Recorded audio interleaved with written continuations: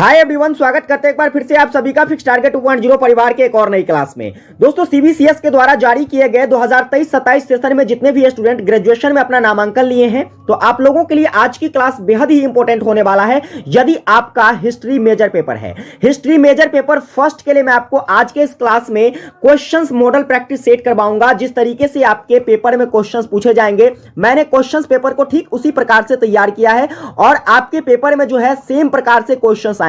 तो पूरी क्लास को ध्यान से देखिएगा। क्लासेस यदि आपको हेल्पफुल लगती है तो चैनल पर नए सब्सक्राइब करके नोटिफिकेशन बेल को ऑन कर लीजिएगा ताकि आने वाली हर क्लास आपको समय से मिल सके। बात करते हैं, देखिए आपसे जो पेपर में क्वेश्चंस पूछा जाएगा एक्सटर्नल एग्जाम में, वह टोटल 70 मार्क का होगा। टाइम आपको कितना दिया जाएगा? तो 3 घंटे का समय मिलेगा। पहले ये 100 मार्क का होता था, लेकिन अब जो है 30 मार्क का आपका इंटरनल एग्जामिनेशन हो गया है और 70 मार्क का एक्सटर्नल एग्जामिनेशन होगा। सबसे पहले क्वेश्चंस पर बात करते हैं तो ग्रुप नंबर ए में देखिए आपसे ऑब्जेक्टिव टाइप क्वेश्चंस पूछा जाएगा, जिसमें 10 ऑब्जेक्टिव क्वेश्चंस होंगे। प्रत्येक क्वेश्चंस 2 मार्क का होगा। तो हम लोग ऑब्जेक्टिव क्वेश्चंस पर डिस्कस करेंगे। हर क्वेश्चंस को अब पूरी डिटेल में यहां पर बताने वाले हैं, इसलिए पूरी क्लास को ध्यान से देखिएगा।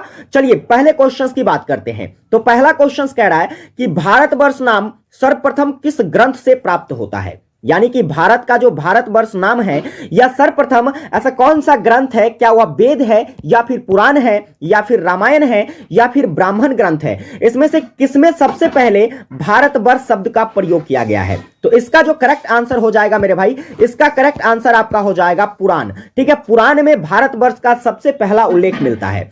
अब इसके संदर्भ में हम कुछ मोस्ट इंपोर्टेंट क्वेश्चंस जानेंगे जहां से आपके पेपर में प्रश्न बनाए जा सकते हैं। तो ध्यान से समझिएगा। यदि मैं भारत की बात करूं तो भारत के कई सारे नाम हैं, जैसे कि सबसे पहले मैं बात करता हूं जम्बू द्वीप की। किसकी बात करता हूं? भारत का जम्बू द्वीप नाम जो है यह कहां से प्राप्त होता है? तो आप कहोगे सर जम्बू द्वीप जो है यह नामकरण भारत का किसमें मिलता है? तो अशोक के अभिलेख में मिलता है। किसमें मिलता है? नोट कर लीजिएगा। मैं यहां पर पूरी लिख नहीं पाऊंगा, लेकिन इसलिए जो मैं बोल रहा हूं आप लोग नोट करते जाइए।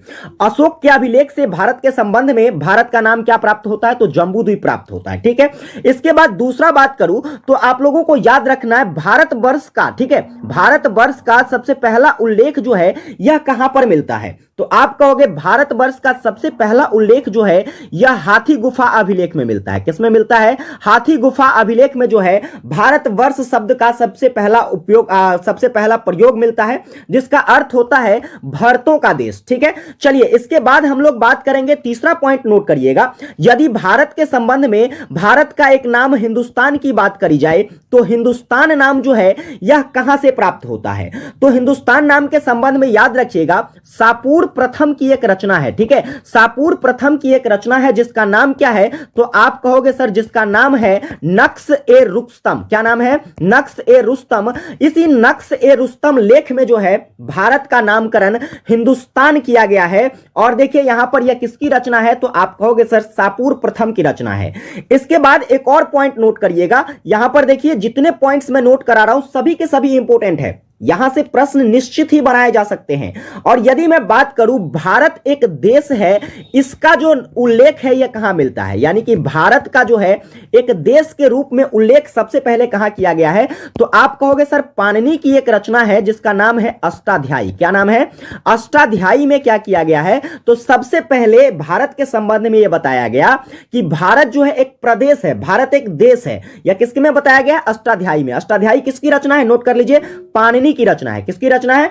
पाणिनि की। चलिए आगे क्वेश्चंस पर बात करेंगे। देखिए बी नंबर क्वेश्चंस क्या कहता है आपका? बी नंबर क्वेश्चंस कहता है कि सिद्धांत शिरोमणि किसकी पुस्तक है? लगाइए स्टार प्रश्न पर छपने वाला प्रश्न है। और यहां जो मैं फैक्ट बताऊंगा पूरा अच्छी तरीके से याद कर लेना, क्योंकि हर फैक्ट आपके एग्जाम के दृष्टिकोण से इंपॉर्टेंट है।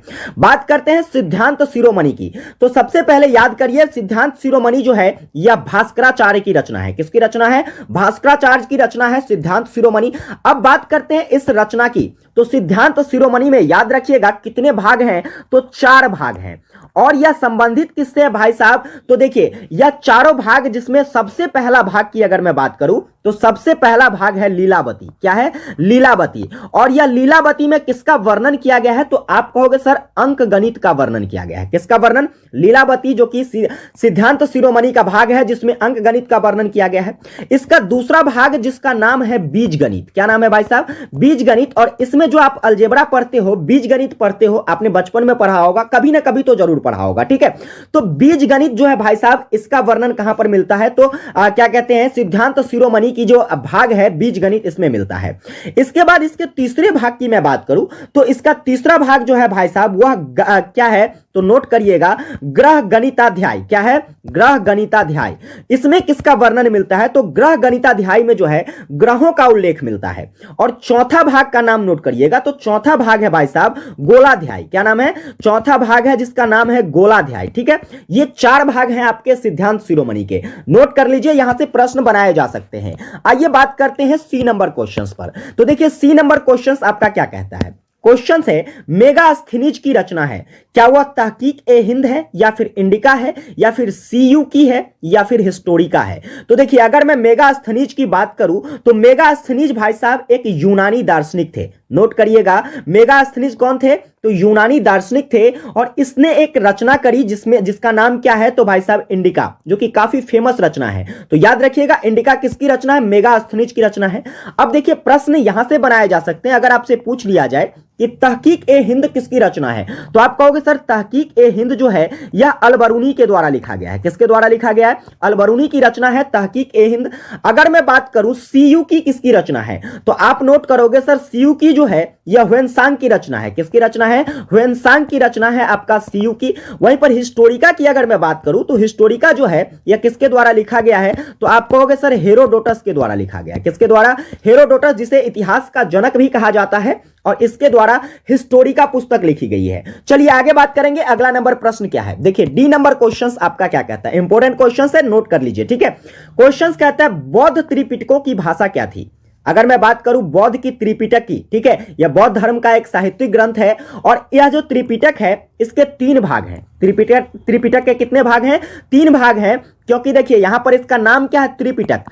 त्रि मतलब क्या होता है? त्रि मतलब होता है 3, इसलिए इसमें कितने पिटक हो गए? 3 पिटक। कौन कौन सा पिटक है? सबसे पहला तो मैं बात करता हूं, सबसे पहला है आपका विनय पिटक। नोट करिएगा, सबसे पहला है विनय पिटक। इसके बाद दूसरा है सुत पिटक। दूसरा क्या है? सुत पिटक। और तीसरा नोट करिएगा अभिधम पिटक। क्या याद करिएगा? अभिधम पिटक। ये 3 पिटक जो है किससे संबंधित है? बौद्ध धर्म से संबंधित है। और इन त्रिपिटकों को जो है किस भाषा में लिखी गई है? तो आप कहोगे सर इसे पाली भाषा में लिखा गया है। किस भाषा में लिखा गया? पाली भाषा में। अब देखिए यहां पर कुछ और इंपॉर्टेंट पॉइंट याद रखिए पाली भाषा से संबंधित। पाली भाषा कहिए या पाली लिपि कहिए, ठीक है, इसमें कितने वर्ण मिलते हैं? तो आप कहोगे सर पाली लिपि में जो है 37 वर्णों का वर्णन मिलता है। किसका वर्णन मिलता है? 37 वर्ण के बारे में इसमें बताया गया है। लेकिन पाली लिपि जो है भाई साहब, यह पाली लिपि जिसमें स्वर वर्ण का जो है यह अभाव मिलता है, इसके साथ साथ इसमें संयुक्त वर्णों का भी अभाव मिलता है। ये सारे पॉइंट याद रखिएगा। आपसे पूछा जा सकता है कि निम्नलिखित में से किस लिपि में संयुक्त वर्णों का अभाव मिलता है? तो आप कहोगे सर पाली लिपि में। स्वर वर्ण का अभाव कहां मिलता है? तो पाली लिपि में मिलता है।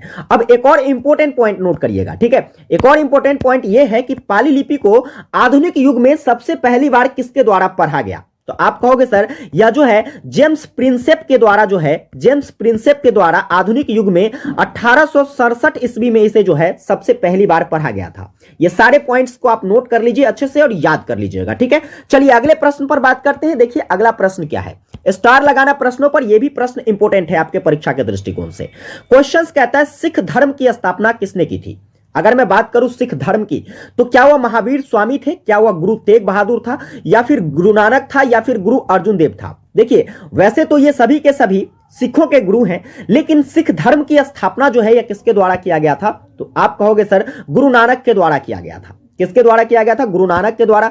कब किया गया? तो आप कहोगे सर सिख धर्म जो है इसकी स्थापना 15वीं शताब्दी में। कब? 15वीं सदी या 15वीं शताब्दी में की गई थी। चलिए अब बात करते हैं महावीर स्वामी की। तो आप कहोगे सर महावीर स्वामी जो है, आपसे पूछ लिया जा सकता है कि सिख धर्म के 24वें गुरु कौन थे? तो आप कहोगे सर सिख धर्म के 24वें और अंतिम गुरु जो थे वह महावीर स्वामी थे। अगर मैं बात करूं तेग बहादुर की, तो गुरु तेग बहादुर जो थे यह 9वें नंबर के गुरु थे। वहीं पर अर्जुन देव की बात करूं तो ये 5वें नंबर के गुरु थे, ठीक है। या इतना याद रखेंगे, पहले गुरु कौन हो गए? गुरु नानक। दूसरे गुरु की बात कर लिया जाए तो दूसरे गुरु जो थे वह गुरु अंगद देव थे। क्या थे भाई साहब? गुरु अंगद देव जो थे यह कितने नंबर के गुरु थे? तो भाई साहब यह दूसरे नंबर के गुरु थे। ये सारे फैक्ट को आप अच्छे तरीके से याद रखेंगे। चलिए अगले क्वेश्चंस पर बात करते हैं। देखिए अगला प्रश्न जो है आपका महाभारत से रिलेटेड है। महाभारत में कुल कितने पर्व हैं? पर्व यानी कि त्योहार, फेस्टिवल, कितने पर्वों का वर्णन महाभारत में देखने को मिलता है? आप कहोगे सर महाभारत में जो है 18 पर्वों का वर्णन मिलता है। अब एक और इंपॉर्टेंट पॉइंट नोट कर लीजिए। नोट क्या करना है आपको? अगर पूछ लिया जाए महाभारत किसकी रचना है तो आप कहोगे महाभारत की रचना जो है यह महर्षि वेद व्यास के द्वारा किया गया था। चलिए आगे बात करेंगे। अगला प्रश्न क्या कहता है? तो अगला नंबर प्रश्न है कि भारतीय संस्कृति की विशेषता निम्नलिखित में से कौन सी है? तो अगर मैं बात करूं भारतीय संस्कृति की तो भारतीय संस्कृति में समन्वय भी देखने को मिलता है। और भारत की जो संस्कृति है यह प्राचीन काल से निरंतरता बनाई हुई है। इसमें अनुकूलता भी देखने को मिलती है। इसलिए इसका करेक्ट आंसर क्या हो जाएगा? इनमें से सभी हो जाएगा, ऑप्शन नंबर डी।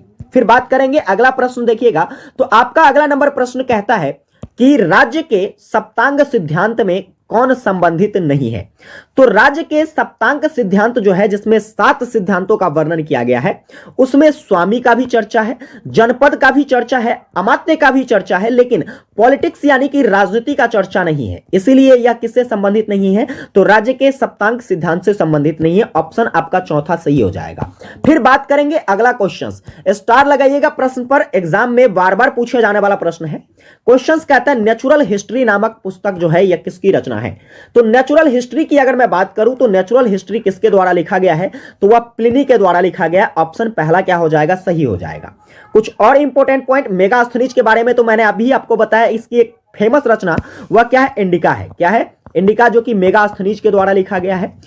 टॉलमी की एक प्रसिद्ध रचना याद रखिएगा, आपसे पूछा जा सकता है कि भारत का भूगोल, ठीक है, क्या पूछा जा सकता है? भारत का भूगोल किसकी रचना है? तो आप कहोगे सर भारत का भूगोल जो है टॉलमी की रचना है। ये सारे फैक्ट याद रखेंगे। चलिए अगले प्रश्न जो कि आखिरी ऑब्जेक्टिव क्वेश्चन होगा, इसके बाद हम लोग शॉर्ट टाइप और लॉन्ग टाइप क्वेश्चन जो कि गेसिंग क्वेश्चन होगा जिस पर हम लोग डिस्कस करेंगे।